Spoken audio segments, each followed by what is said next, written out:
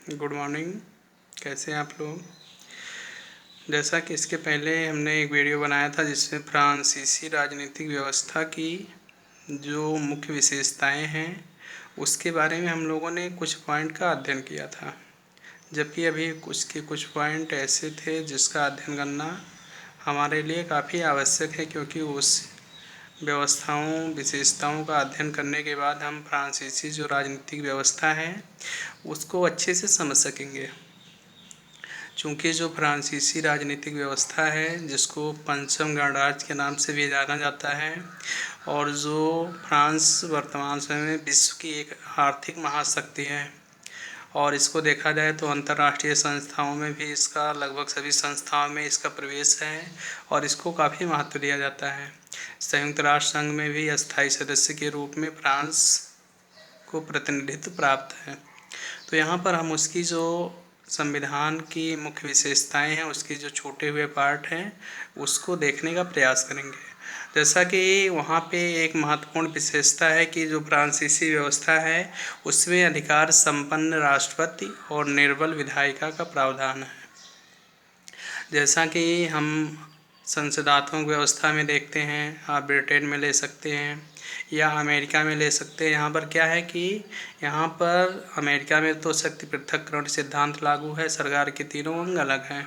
लेकिन ब्रिटेन में क्या है, ब्रिटेन में संसद बहुत ज़्यादा शक्तिशाली है।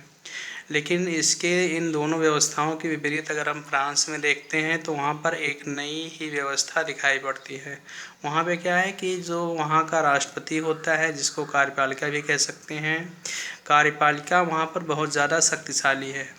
ऐसा इसलिए किया गया क्योंकि वहाँ पर इसके पहले के जो संविधान बनते रहे हैं वह काफ़ी दुर्बल साबित होते रहे हैं। तो ऐसी स्थिति में फ्रांसीसी संविधान को वहाँ की शासन व्यवस्था को मजबूती प्रदान करने के लिए ऐसी कोशिश की गई कि यहाँ पे जो कार्यपालिका है वह मजबूत हो। इसके लिए यहाँ पे जो राष्ट्रपति का चुनाव होता है, राष्ट्रपति का चुनाव जनता द्वारा प्रत्यक्ष रूप से किया जाता है।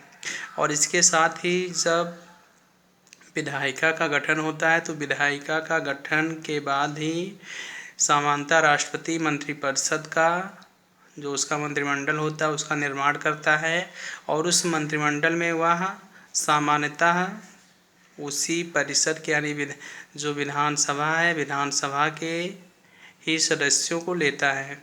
लेकिन एक बार उनको जब मंत्रिपरिषद में शामिल कर लेता है तो उनको विधान पालिका से जो विधायी संस्था है उससे अपना इस्तीफा देना होता है, उससे अपने आप का अलगाव कर लेना होता है, और वह फिर राष्ट्रपति के नियंत्रण में उसके आदेशों के अधीन रह करके ही अपने कर्तव्यों का निर्वहन करते हैं।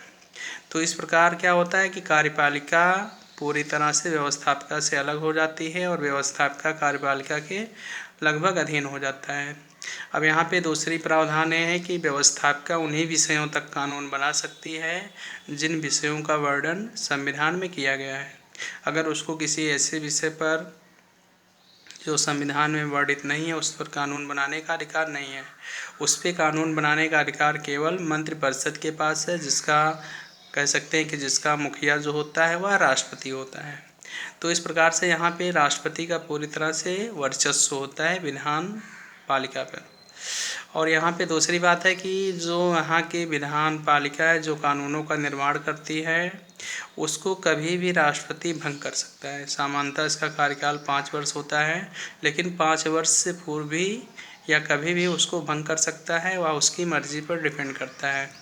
तो इस प्रकार से हम देखते हैं कि यहाँ पे एक नई किस्म की व्यवस्था है जिसमें राष्ट्रपति सर्वोच्च स्थान पे होता है, और जो विधायिका है विधायिका काफ़ी निर्बल होती है, काफ़ी शक्तिहीन होती हैं। तो यह इसकी एक महत्वपूर्ण विशेषता के रूप में देखा जा सकता है। अगला है शक्ति पृथक्करण सिद्धांत के आधार पर गठन। चूँकि जो शक्ति पृथक्करण का सिद्धांत है उसको प्रतिपादित करने का काम मॉन्टेस्क्यू के द्वारा किया गया था, और मॉन्टेस्क्यू फ्रांस का ही निवासी था। तो जाहिर सी बात है कि उस सिद्धांत का प्रभाव इस देश के शासन व्यवस्था पर भी काफ़ी रूप में दिखाई पड़ता है। यहाँ पर क्या किया गया है कि राष्ट्रपति को यानी जो कार्यपालिका है उसको व्यवस्थापिका से पूरी तरह से अलग रखा गया है। कार्यपालिका के गठन में, निर्माण में व्यवस्थापिका की कोई भूमिका नहीं होती है, लेकिन कार्यपालिका व्यवस्थापिका पर अपना नियंत्रण स्थापित करता है। यानी अगर हम टोटल रूप से कहें तो यहाँ पर शक्ति पृथक्करण को तो अपनाया गया है, लेकिन उसको शुद्ध रूप में नहीं अपनाया गया है, बल्कि उसको परिस्थितियों के आधार पर परिवर्तित करते हुए जहाँ पर जैसी आवश्यकता थी उसके अकॉर्डिंग वहाँ पर परिवर्तन किया गया है। अगला है यहाँ पे राजनीतिक दलों को संवैधानिक मान्यता प्राप्त है। यह फ्रांस के संविधान की एक महत्वपूर्ण विशेषता है। ऐसी विशेषता विश्व के अन्य संविधानों में नहीं पाई जाती है। विश्व के किसी भी संविधान में राजनीतिक दलों के बारे में कोई भी वर्णन नहीं है, लेकिन फ्रांस में कहा गया कि जो राजनीतिक दल होते हैं ये लोगों के विचारों को अभिव्यक्त करने के साधन होते हैं। इसीलिए संविधान के अनुच्छेद 4 में कहा गया कि फ्रांस में राजनीतिक दल होंगे जो राजनीतिक गतिविधियों को संपन्न करने में सहायता देंगे। यहाँ पर किसी भी प्रकार के राजनीतिक दलों के निर्माण पर कोई प्रतिबंध नहीं है। राजनीतिक दलों का निर्माण हो सकता है और इसकी सबसे बड़ी विशेषता है कि इसको संवैधानिक मान्यता प्राप्त है, जैसा कि विश्व के अन्य देशों में हम नहीं देखने को पाते हैं। विश्व के किसी भी देश में ऐसा वर्णन नहीं किया गया है। फ्रांसीसी संविधान की अगली महत्वपूर्ण विशेषता है कि यहाँ पे संवैधानिक परिषद की स्थापना की गई है। संवैधानिक परिषद का काम क्या होता है कि वहाँ पर जितने भी इलेक्शन होते हैं, उच्च अधिकारी होते हैं, उनके कार्यों की निष्पक्ष रूप से जांच करने के लिए, चुनावों की वैधता की जांच करने के लिए एक परिषद की स्थापना की गई है। और इस परिषद में 9 सदस्य होते हैं। उनका कार्यकाल भी 9 वर्ष का होता है और इसके सदस्य 3 प्रत्येक तीसरे वर्ष 1/3 सदस्य पद से निवृत्त होते रहते हैं और उतने सदस्यों का सिलेक्शन होता रहता है। और इसका जो एक सदस्य होता है मुख्यतः वह भूतपूर्व राष्ट्रपति होता है।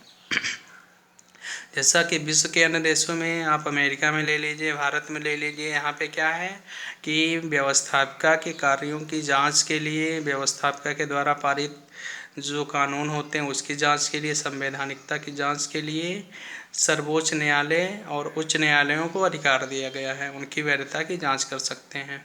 लेकिन इसी कार्य को करने के लिए फ्रांसीसी व्यवस्था में एक संवैधानिक परिषद बनाई गई है और इस परिषद के सदस्य जो होते हैं वह किसी भी संवैधानिक महत्व के मुद्दे की जांच करते हैं, उसकी वैधता को देखते हैं और उसके आधार पे निर्णय करते हैं।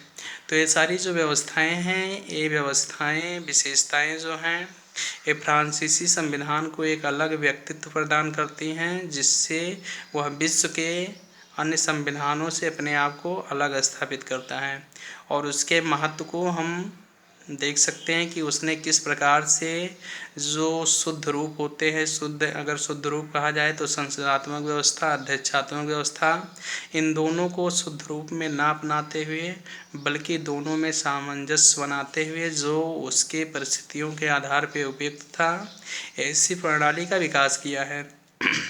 और इसको विश्व के जो नवोदित देश हैं, जहाँ पर नए लोकतंत्र की स्थापना हो रही है, वो देश इसको अपने आदर्श के रूप में, संशोधित स्वरूप में इसको अपने अकॉर्डिंग इसको अपना सकते हैं। जहाँ पर जैसी आवश्यकता हो उसका परिवर्तन कर सकते हैं। तो इन सारे प्रसंगों में इसको देखने से हमको यह आभास होता है कि फ्रांसीसी राजनीतिक व्यवस्था एक उत्कृष्ट व्यवस्था है जो समय की परिस्थितियों के आधार पर अपने आप को परिवर्तित करती रही है और यह आज वर्तमान समय में विश्व की एक प्रमुख राजनीतिक व्यवस्था के रूप में स्थापित है। अभी इसमें और भी बहुत सारे पॉइंट हैं जो इम्पोर्टेंट हो सकते हैं, लेकिन यहाँ पर जो महत्वपूर्ण पॉइंट थे उसकी चर्चा कर दी गई है। बाद में अगर कुछ ज़रूरत होगी तो उसको भी आगे के वीडियो में कवर किया जाएगा। धन्यवाद।